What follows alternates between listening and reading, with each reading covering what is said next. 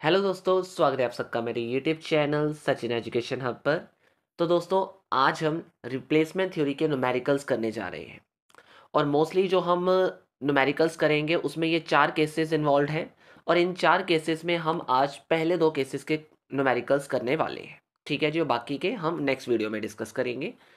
तो सबसे इंपॉर्टेंट चीज़ सबसे पहले ये आती है कि रिप्लेसमेंट थ्योरी आपको बताती क्या है।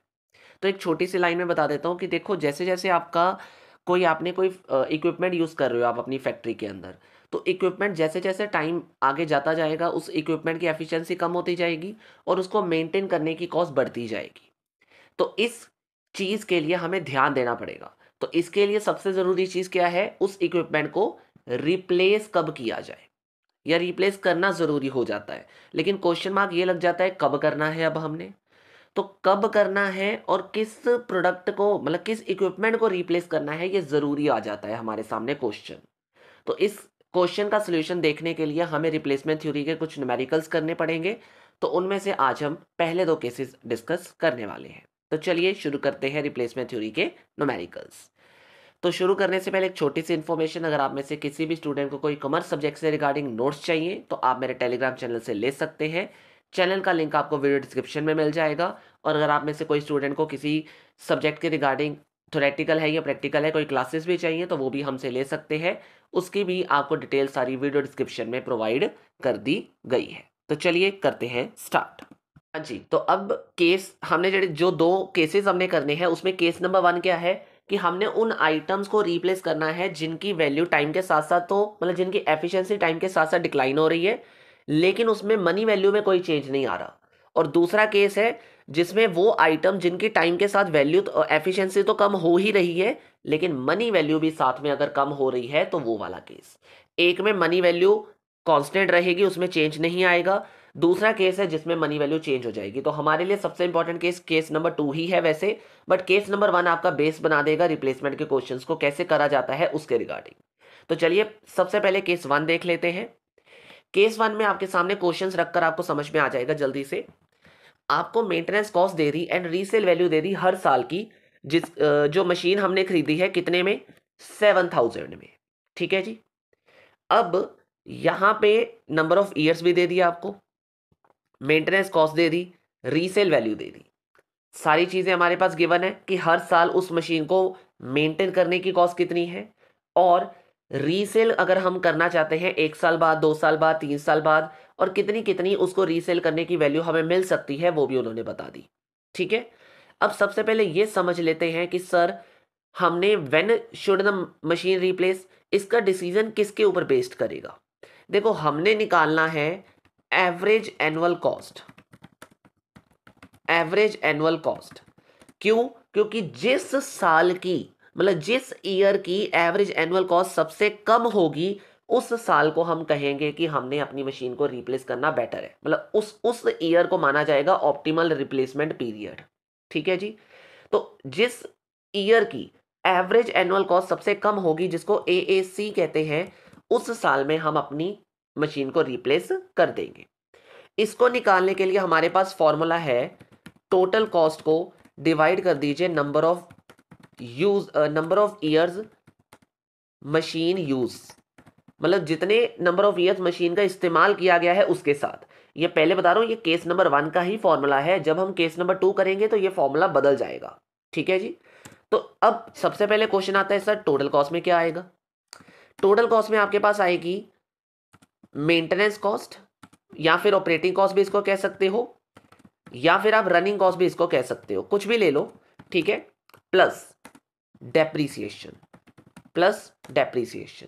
अब डेप्रीसिएशन इस केस में कैसे निकलेगी, क्योंकि ये जो नंबर ऑफ ईयर्स दिए हैं ये मशीन की लाइफ नहीं दी है। पहले सुन लो, ये मशीन की लाइफ नहीं है, तो इसीलिए जो फॉर्मूला बनेगा वो सिर्फ बनेगा कॉस्ट में से स्क्रैप माइनस कर दीजिए, दैट्स इट।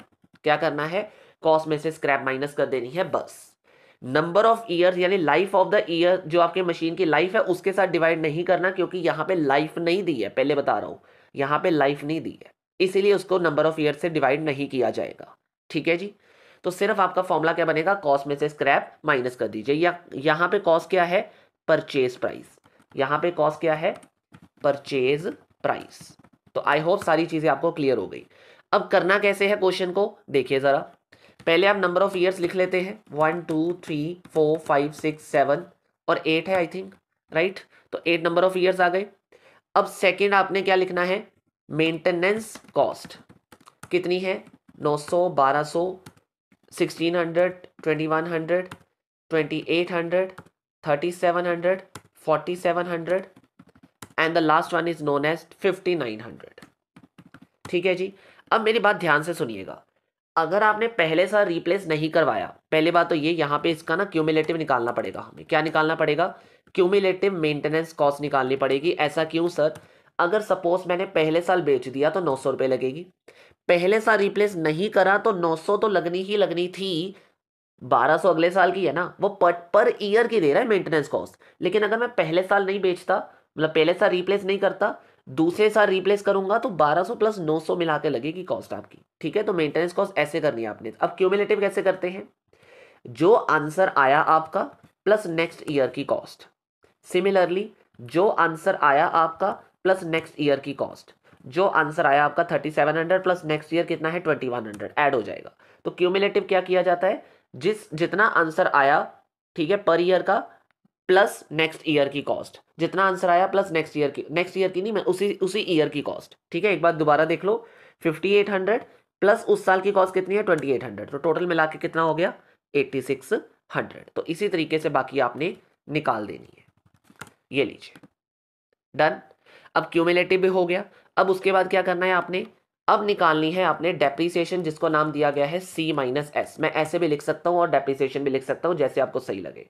अब परचेज प्राइस माइनस स्क्रैप इसका फॉर्मूला है, right. Purchase price minus scrap इसका फॉर्मूला है ना। तो परचेज प्राइस है 7000, 7000 आपकी परचेज प्राइस है। रीसेल वैल्यू पहले साल, पहले ऐसा करो एक बार रीसेल वैल्यू लिख लो, आपको इजी हो जाएगा। एक बार कॉलम डाल दो एक रीसेल वैल्यू का, क्योंकि हर साल रीसेल वैल्यू अलग अलग है ना। तो 4000, 2000, 1200, 600, 500, 400, 400 एंड 400। ठीक है, अब डालो C-S। ऐसा क्यों, क्योंकि अब आपको इजी हो जाएगा थोड़ा सा, कि आपके सामने सारी वैल्यूज आ जाएंगी ना। तो 7000 आपकी परचेज प्राइस है, उसमें से पहले साल की रीसेल वैल्यू है 4000, यानी डेप्रिसिएशन कितनी हो गई 3000। ऐसे ही बाकी निकाल दीजिए, 7000 आपकी कॉस्ट है, 2000 आपकी रीसेल है, तो डेप्रिसिएशन हो गई 5000, ऐसे ही बाकी आ जाएगी। That's it. तो ये हर साल की आपकी क्या निकल के आ गई, डेप्रिसिएशन स्ट्रेट लाइन बेसिस पे निकल के आ गई, राइट। अब हम क्या निकालेंगे, टोटल कॉस्ट निकालेंगे। अब हम क्या निकालेंगे, टोटल कॉस्ट निकालेंगे। तो टोटल कॉस्ट कैसे निकलती है सर, मैंने अभी बताया, जितना आपकी डेप्रिसिएशन आई 3000 प्लस, अब जो बच्चे सोच रहे हैं सर मेंटेनेंस कॉस्ट लेनी है, नहीं, आपने क्यूमुलेटिव मेंटेनेंस कॉस्ट लेनी है। क्या लेनी है, क्यूमुलेटिव, क्योंकि हमने क्यूमुलेटिव जब निकाल दिया तो मेंटेनेंस कॉस्ट का कोई वैल्यू नहीं रहा, सिर्फ क्यूमुलेटिव लेनी है अब हमने। ठीक है, तो cumulative maintenance cost plus depreciation is your total cost. तो ऐसे ही बाकी सारी आप निकाल दोगे। एक बार दोबारा देख लो कि ये कैसे आया, ये देख सकते हो 5000 plus 2100, 2100 means cumulative not maintenance, it's cumulative. Okay जी, चलिए आगे, ये हो गया अब आपका। अब आगे देखते हैं। अब आगे हमने क्या निकालना है, एवरेज एनुअल कॉस्ट। अब आगे हमने क्या निकालना है, एवरेज एनुअल कॉस्ट जी। तो एवरेज एनुअल कॉस्ट कैसे निकालनी थी, टोटल कॉस्ट को किसके साथ डिवाइड करना है सर, 3900 को डिवाइड कर दीजिए नंबर ऑफ ईयर यूजेज, पहले साल यूज हुई है सिर्फ, तो 1 से डिवाइड कर देंगे। दूसरे साल 7100 टोटल कॉस्ट है, डिवाइड बाई 2 कर देंगे क्योंकि 2 साल यूज हो चुकी है। तीसरे साल 9500 है, उसको 3 के साथ डिवाइड कर देंगे, क्यों, क्योंकि 3 साल यूज हो चुकी है। ऐसे हमने इसको पर्टिकुलरली डिवाइड करते जाना है। तो ये आपकी क्या आ जाएगी, एवरेज एनुअल कॉस्ट आ जाएगी। ठीक है, अब हमने डिसीजन क्या लेना है सर, कि एवरेज एनुअल कॉस्ट जिस ईयर में सबसे कम होगी उस साल हमारा ऑप्टिमल रिप्लेसमेंट पीरियड माना जाएगा। तो जल्दी से देखिए सबसे कम कहाँ पे दिख रही है आपको, सर ये 3020 सबसे कम दिख रहा है हमें, 3020 सबसे कम दिख रहा है। ऐसी एवरेज एनुअल कॉस्ट किस ईयर में आ रही है, 5th ईयर में आ रही है। तो यस सर, 5th ईयर में आपका क्या है, एक रिप्लेसमेंट यहाँ पे बन रहा है, मीन्स 5th ईयर, मतलब आपका आंसर क्या होगा कि 5th ईयर के एंड में, मैं ये हाईलाइट कर देता हूं, ये देखिए कि कहने का मतलब है कि हेंस, आप ऐसा लिख लो, ऐसा लिख लो, एट द मतलब in the 5th year, in the fifth year, average annual cost is least, that is 3020, ठीक है जी। hence machine should be replaced by end of fifth year, ठीक है जी। तो when the money should be replaced, or when the machine should be replaced, it should be replaced by the end of the fifth year in the first concept। मेरे ख्याल से बहुत easy है step आपके लिए, एक बार दोबारा देख लीजिएगा अगर आपको ना समझ आया, अदरवाइज ऐसा केस बहुत कम होगा क्योंकि बहुत ईजी सा क्वेश्चन है आपके लिए, ठीक है जी। और मैंने ईजी बना के भी करवा दिया। चलिए, तो ये क्वेश्चन हो गया अब आपका, आगे कंटिन्यू करते हैं। जो हमने अगला केस करना है ना, यहाँ पे जरा ध्यान से देखो, ये अब क्वेश्चन है केस नंबर 2 का। ये है अब केस नंबर 2। तो केस नंबर 2 था with change in money value. तो with change in money value में आप देखोगे कि आपको यहाँ पे सारी चीजें सेम है, बस if the 9% discount rate of money is given. अब 9% दे दिया डिस्काउंट रेट, मींस अब मनी की वैल्यू 9% चेंज होती जा रही है हर साल। तो आपने फाइनेंशियल मैनेजमेंट के अंदर इसका कंसेप्ट अच्छे से समझा हुआ है, टाइम वैल्यू की आपने प्रेजेंट वैल्यू कैसे निकालनी है। लेकिन स्टिल मैं आपको एक तरीका बताऊंगा यहाँ पे कैलकुलेटर के जरिए आप कैसे निकाल सकते हो 1 सेकंड के अंदर। तो चलिए जल्दी से शुरू करते हैं इस क्वेश्चन को। करना कैसे है, अब आपने केस नंबर 2, तो आंसर वही आएगा, आंसर वही है, answer should be same. Average annual cost should be, मतलब replacement period is equal to average least average annual cost, ठीक है। जहां पे लीस्ट एवरेज एनुअल कॉस्ट होगी वो ही माना जाएगा। पर इस केस में एवरेज एनुअल कॉस्ट कैसे निकालेंगे, total cost divided bye cumulative of present value, cumulative of discounting factor लिख लो, क्यूमुलेटिव ऑफ डिस्काउंटिंग फैक्टर, यानी एवरी ईयर। ध्यान से सुन लो, हर साल के डिस्काउंटिंग फैक्टर का क्यूमुलेटिव निकाल के उसको डिवाइड करना है टोटल कॉस्ट के साथ इस केस में, ठीक है। कैसे मैं बताऊंगा आपको कैसे, बाकी सारी सेम चीजें हैं, बाकी टोटल कॉस्ट वगैरह वही सेम निकलेगा, बट एवरेज एनुअल कॉस्ट का फॉर्मूला अब ये हो जाएगा। तो चलिए जरा देखते हैं, ईयर डाल दीजिए यहाँ पे 1 2 3 4 5 6 एंड 7 आ जाएगा, और ऑपरेटिंग कॉस्ट आ जाएगी अब आपके सामने 400 500 700 1000 1300 1700 एंड 2100, ठीक है जी। तो ये हो गया। अब ध्यान से समझिएगा क्या करना है, अब आपने यहां लेना है discounting factor at the rate 9%। अब ना आपने ये कैसे निकालना है, जरा कैलकुलेटर यूज करिएगा। सबसे पहले कैलकुलेटर पे स्टेप नंबर 1 लीजिए। आप कैसे करोगे, इसका फॉर्मूला होता है 100 हमेशा ऊपर रखना है, कैलकुलेटर लेके जाइए, 100 दबाइए, वहां पे 100 दबा के डिवाइड दबाइए, और डिवाइड क्या करना है 100 प्लस 10%, यानी 110। 10 क्यों लिया, सॉरी यहाँ पे 9 लेना है, 109 के साथ डिवाइड करो। तो 100 प्लस 9 मीन्स 109, यानी 100 डिवाइडेड बाय 109 करो। सबसे पहला स्टेप क्या होगा इस केस के अंदर, 100 डिवाइडेड बाय 109। तो पहले स्टेप में आपने कैलकुलेटर पे ये दबाया, आपके पास पहले साल की वैल्यू आ जाएगी 0.917। क्या आ जाएगी, 0.917 आ जाएगी, ठीक है जी। उसके बाद स्टेप नंबर 2 क्या करना है sir, step number 2 on calculator जितना आंसर आया, अभी कैलकुलेटर पे कुछ और नहीं करना, कोई और बटन मत दबाना, यहां पे खड़ा है ना आपका कैलकुलेटर, इसी के आगे दबाओ, इसी के आगे इसके फर्दर दबाओ मल्टीप्लाई का निशान, मल्टीप्लाई का पॉइंट, ठीक है, और फिर दबाओ इक्वल टू, तो आपके पास नेक्स्ट ईयर की वैल्यू आ जाएगी जिसका नंबर है 0.841, ठीक है जी। स्टेप नंबर 3 या स्टेप नंबर 4 या स्टेप नंबर 5, एनीथिंग एल्स आगे जो करना है ना, उसमें सिर्फ इक्वल टू दबाते जाना है, सिर्फ उसके आगे क्या करते जाओ, इक्वल टू दबाते जाओ, अगले इक्वल टू दबाते जाओ सिर्फ, ठीक है, इक्वल टू दबाते जाओ। इसका आंसर आ जाएगा 0.772, ठीक है। फिर आगे ही फर्दर आपका आंसर आता जाएगा 0.708, फिर फर्दर आंसर आता जाएगा 0.650, कर लो राउंड ऑफ करके, ठीक है जी। तो ऐसे आपकी वैल्यूज निकलती जाएंगी। तो आई होप ये भी सिस्टम आपको क्लियर हो गया। अब बड़े ध्यान से सुनिएगा, क्योंकि क्योंकि यहाँ पे रिप्लेसमेंट जो ऑपरेटिंग कॉस्ट है ना, हम ये मान के चलते हैं कि ये देखो जो हमारे पास ना डिस्काउंटिंग रेट्स होते हैं ये eight the end of the year होते हैं। क्या होते हैं? Eight the end of the year. और ये जो एज्यूम की जाती है ऑपरेटिंग कॉस्ट ये मानी जाती है at the beginning of the year. तो दोनों में तो क्लैश हो गया, at the beginning of the year. इसका मतलब ये हुआ कि जब पहले साल की ऑपरेटिंग कॉस्ट लगी होगी ये एट द बिगिनिंग लगी होगी ना। तो ध्यान से सुन लो, जो आपका जीरो ईयर का यहाँ पे आप नंबर ऑफ ईयर ले लो, 0 1 2 3 4 5। ठीक है, जो आपका जीरो ईयर का डिस्काउंटिंग फैक्टर होगा वो फर्स्ट ईयर का ओपनिंग बन जाएगा, और जो फर्स्ट ईयर का डिस्काउंटिंग फैक्टर होगा वो सेकंड का बन जाएगा, सेकंड ईयर का डिस्काउंटिंग फैक्टर थर्ड ईयर का ओपनिंग बन जाएगा। समझ रहे हो मतलब? तो इसीलिए वो कह रहा है कि पहले अब जीरो ईयर का डिस्काउंटिंग फैक्टर हमेशा क्या होता है? 1। हमेशा क्या होता है? 1। तो इसीलिए जो फर्स्ट ईयर का डिस्काउंटिंग फैक्टर भी इसमें लिखा जाएगा वो 1 लिखा जाएगा। क्यों? क्योंकि ये ओपनिंग है और जीरो ईयर का क्लोजिंग ही फर्स्ट ईयर का ओपनिंग माना जाएगा, इस वजह से मैंने यहाँ 1 लिखा। अब फर्स्ट ईयर का क्लोजिंग हमने निकाला, कितना बना? 0.917। तो यहाँ पे वो सेकेंड ईयर के आगे इसलिए लिखा जाएगा ये सेकेंड ईयर का ओपनिंग है, तो फर्स्ट ईयर का क्लोजिंग सेकेंड ईयर का ओपनिंग माना जाएगा। यानी फर्स्ट ईयर का क्लोजिंग कितना था? 917, जो सेकेंड ईयर के ओपनिंग में लिखा जाएगा। आई होप ये चीज़ क्लियर हो गई। ऐसे ही नेक्स्ट लिख देना है, ऐसे ही 772, देन 708, देन 650, एंड देन उसके बाद आपने डाल देना है 596.596। आई होप ये चीज़ क्लियर हो गई। ठीक है, अब आपने क्या करना है, ये चीज़ क्लियर हो गई ना अब आपको? नेक्स्ट, अब उसके बाद अब ध्यान से सुनना, अब हमने निकालनी है present value of operating cost.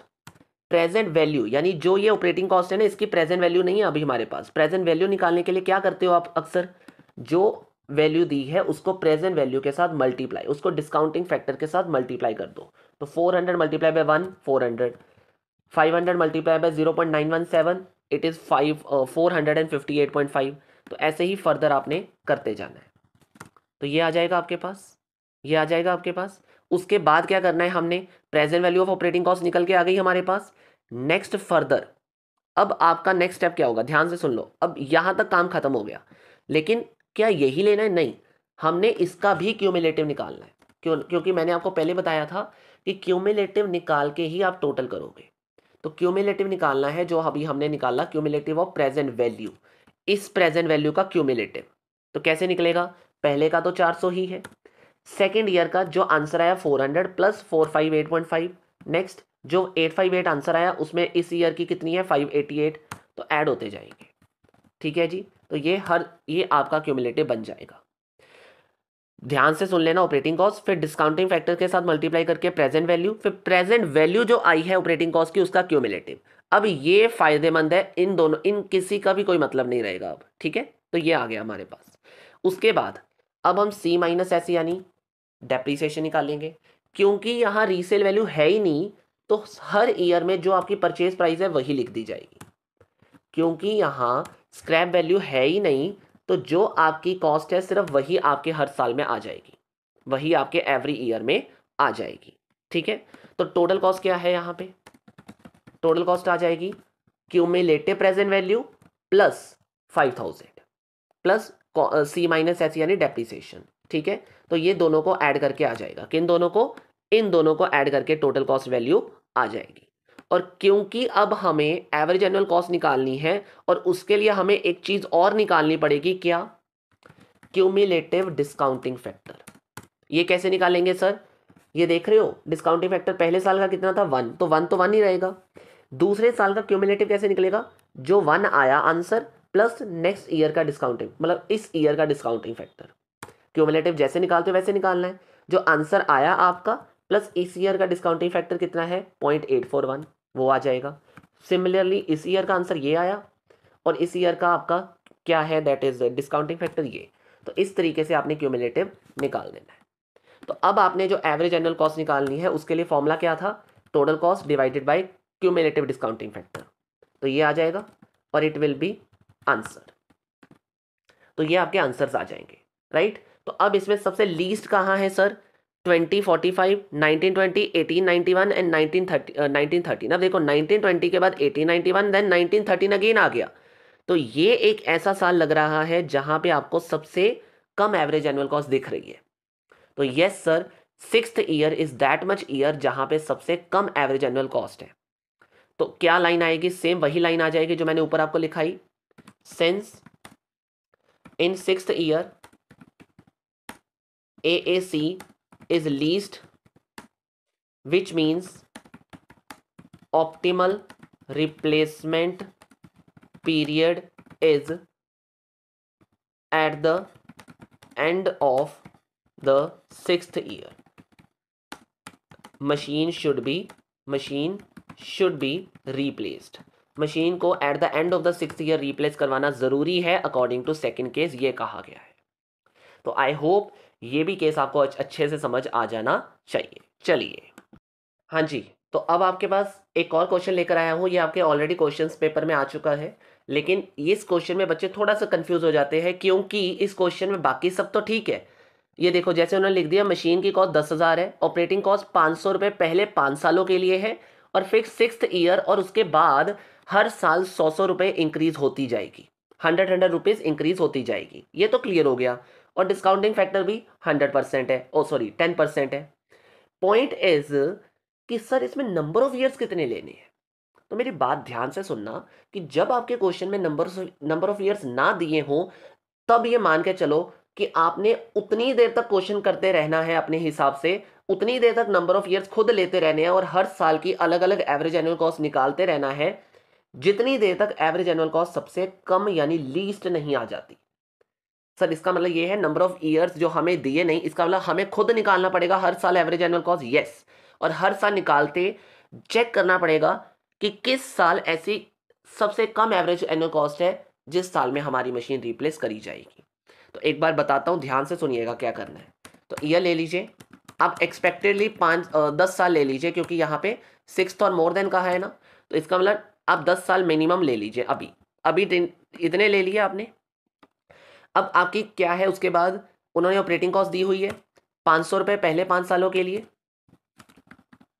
500 रुपये पहले 5 सालों के लिए, देन 100 रुपये बढ़ गई 600, देन 100 रुपये बढ़ गई 700, देन 100 रुपये 800, देन 900, एंड देन 1000 रुपये 100 रुपये बढ़ने के बाद। ठीक है, हर साल मैंने 100 बढ़ा दिया। उसके बाद क्यूमुलेटिव निकालेंगे। नहीं रुको अभी, क्योंकि ये प्रेजेंट वैल्यू है, तो प्रेजेंट वैल्यू करेंगे हम सबसे पहले, यानी डिस्काउंटिंग फैक्टर लगाएंगे। तो निकालना सिखा दिया है मैंने आपको, तो मैं यहाँ पे एज इट इज लिख रहा हूँ। पहले साल 1 ईयर आ जाएगा, क्यों आएगा वो भी बता चुका हूँ, 909.826। ठीक है, पहले निकालने के लिए 100 डिवाइडेड बाय 110 कर दिया तो ये आ जाएगा। उसी के बाद मल्टीप्लाई इक्वल टू दबा दिया तो ये आ जाएगा।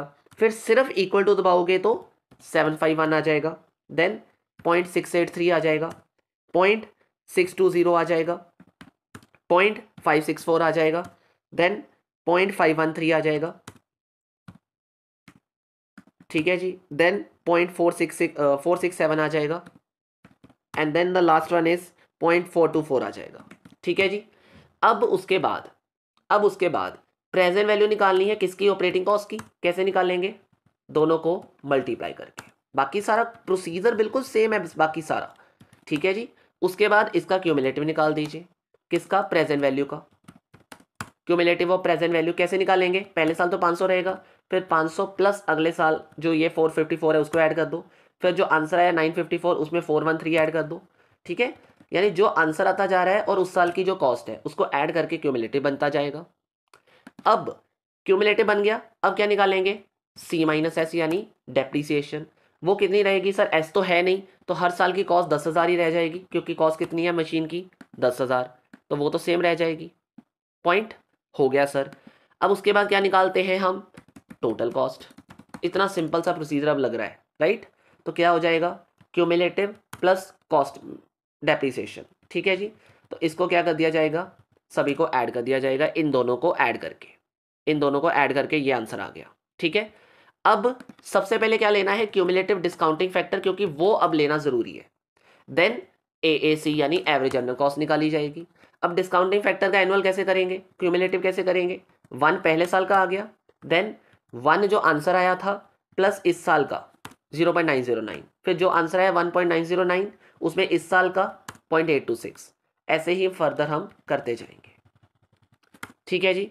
देन अब एवरेज एनुअल कॉस्ट कैसे निकलेगी? Total cost divided bye cumulative discounting factor, total cost divided bye cumulative discounting factor. ठीक है जी, हर साल का लेते जाना है, तो ये आ जाएगा आपका आंसर। अब चेक करिए, क्या यहाँ सबसे लोएस्ट दिख रही है? लोएस्ट का मतलब होता है एक ऐसा पॉइंट जिसके बाद दोबारा से इंक्रीज आ रहा हो, पर सर अभी तक तो प्रॉपर डिक्रीज आ रहा है, इंक्रीज तो कहीं नहीं दिख रहा हमें, इंक्रीज तो कहीं नहीं हुआ बाद में, तो सभी और डिक्रीज ही चल रहा है अभी। इसका मतलब अभी हमारा आंसर नहीं आया, अभी हमें 5 साल और ले लेने पड़ेंगे। क्यों? क्योंकि इतना तो अभी हमें देखना पड़ेगा। तो अब कुछ और भी कर दो इसके बाद। अब क्या कर दिया जाएगा? 100 रुपये और इंक्रीज कर दो, 1100, 1200, 1300, 1400 और 1500 आ जाएगा। ठीक है जी। अब इसके भी डिस्काउंटिंग फैक्टर लिख देता हूँ मैं, तो 0.424 आ गया, 0.385 आ जाएगा, 0.385 आ गया, 0.350 आ जाएगा, देन 0.318 आ जाएगा, देन 0.289 आ जाएगा, and then the last one is 0.263 आ जाएगा। राउंड ऑफ भी कर सकते हो अगर आप चाहो तो। ठीक है, तो ये आ गया अब आपके पास। अब ये कैसे निकलेगा? मल्टीप्लाई करके, ये लीजिए। ठीक है जी, सभी का आ गया आपके पास। ये कैसे निकला देख लो एक बार। ये क्यूमुलेटिव आपको पता चल गया होगा कैसे करा है हमने, जो आंसर आ रहा है उसको फर्दर प्लस करते करते। ठीक है जी, और ये तो सभी साल सेम रहेगी कॉस्ट आपकी, ये आ गई आपके पास। अब टोटल कॉस्ट भी कैसे निकालेंगे हम सर? दोनों को ऐड करके, दोनों को ऐड करके। ठीक है जी। अब क्यूमुलेटिव ये भी आपको पता चल गया होगा कैसे निकालना है क्यूमुलेटिव। ये देखिए ज़रा, जो टोटल आता जा रहा है आंसर उसको उस साल की डिस्काउंटिंग फैक्टर से ऐड कर दो। इसको देख लो ज़रा, आंसर ये आया था और उसमें हमने ऐड कर दिया ये वाला, तो ये आंसर आ जाएगा, राइट। अब एवरेज एनुअल कॉस्ट कैसे निकलेगी? जितनी टोटल कॉस्ट बनती जा रही है, जितनी वो टोटल कॉस्ट बनती जा रही है उसको किसके साथ? क्यूमुलेटिव डिस्काउंटिंग फैक्टर्स के साथ डिवाइड कर दो, तो आपके पास एवरेज एनुअल कॉस्ट आ जाएगी। Sir still it is decreasing, कहीं पे भी इंक्रीज अभी तक नहीं दिखा, तो क्या करेंगे अब? अभी 5 साल और लेने पड़ेंगे। सर ये तो बहुत लेंथी निकल गया। यस, बहुत लेंथी निकल गया, पर क्या करें? करना तो पड़ेगा। 1600, 1700, 1800, 1900 एंड 2000। ठीक है जी। अब इसको कैसे करेंगे? अब इसकी वैल्यूज लिख लो। ठीक है, 0.239। ये तो आपको इतना तो कष्ट करना पड़ेगा, वैसे मैंने निकालना सिखा दिया है, उससे थोड़ा ईजी हो जाएगा आपके लिए, उससे थोड़ा ईजी आ जाएगा आपके लिए। 0.1719 और 179 and the last one is 0.163। तो ये सारी वैल्यूज आ जाएंगी। ठीक है जी। हाँ जी, तो यहाँ तक अब आपका सारा हो चुका है, मीन्स ये सारी चीज़ें आपको पता चल गई, ये पूरा डिस्काउंटिंग फैक्टर भी हो गया यानी।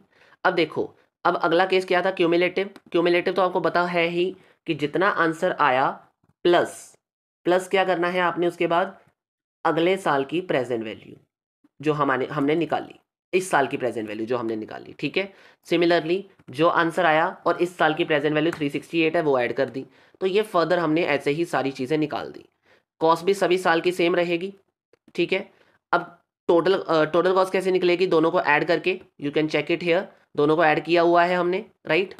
देन उसके बाद डिस्काउंटिंग फैक्टर कैसे निकलेगा क्यूमुलेटिव, वो मैं बता चुका हूँ बहुत बार। देखो ज़रा, जितना आंसर आएगा और उस साल का डिस्काउंटिंग फैक्टर, सिमिलरली जितना आंसर आया 8.601 अगले इस ईयर का डिस्काउंटिंग फैक्टर ऐड करके आपके पास ये वैल्यू निकल आएगी, राइट।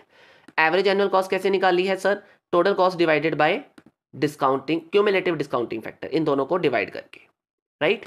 तो अब देखो ज़रा सर, 1923, 1918, 1915, 1915 एंड 1916, तो इसका मतलब सर ये अब क्लैरिफाई कर रहा है कि यहाँ पे दोनों सेम आ गए, मिलता जुलता है, और अगला आपका इंक्रीज हो गया। इट मीन्स ये एक ऐसा साल है जहां से एवरेज एनुअल कॉस्ट अब इंक्रीज हो रही है, मीन्स ये lowest average annual cost ever है, राइट। तो 19 ईयर एक ऐसा ईयर है जहां पे सबसे कम एवरेज एनुअल कॉस्ट आई है आपकी। तो यहां पे ये कहा जाएगा, आपका क्वेश्चन क्या था कि कितने साल मशीन को होल्ड करके रखा जाएगा, तो आप कहोगे कि sir as AAC is leased in 19th year, so machine should be held by company till 18th year। कितने ईयर तक? 18th ईयर तक, या 19 ईयर भी कह सकते हो, क्योंकि 19 ईयर में रिप्लेस करना जरूरी है, तो आप 18 to 19 ईयर्स भी लिख कर आ सकते हो, ठीक है, मेनली 18 ईयर आ जाएगा। तो दिस इज़ योर आंसर। तो ये है आपके 3 केसेस जो मैंने, मतलब 2 केसेस जिसमें मैंने पर्टिकुलरली सारी ही कोशिश की है कि आपको अच्छे से बता दूं कंसेप्ट्स के बारे में, और जितने भी इंपॉर्टेंट क्वेश्चंस हैं वो करवा दूं। तो आई होप ये पूरा आपको जो रिप्लेसमेंट टॉपिक है, रिप्लेसमेंट थ्योरी के जो केस नंबर 1 एंड 2 है वो अच्छे से अंडरस्टैंड हो गए होंगे। और अगर हो गए हैं तो अब वीडियो को लाइक, शेयर एंड सब्सक्राइब करना बिल्कुल मत भूलिएगा। और कोई भी डाउट है तो वीडियो डिस्क्रिप्शन मतलब आप टेलीग्राम चैनल पे भी पूछ सकते हैं, और वीडियो के नीचे कमेंट बॉक्स में वहाँ पे भी आप अपना डाउट डाल सकते हैं। तो चलिए दोस्तों, आज की इस वीडियो में इतना ही है। Thank you so much. Have a very beautiful day.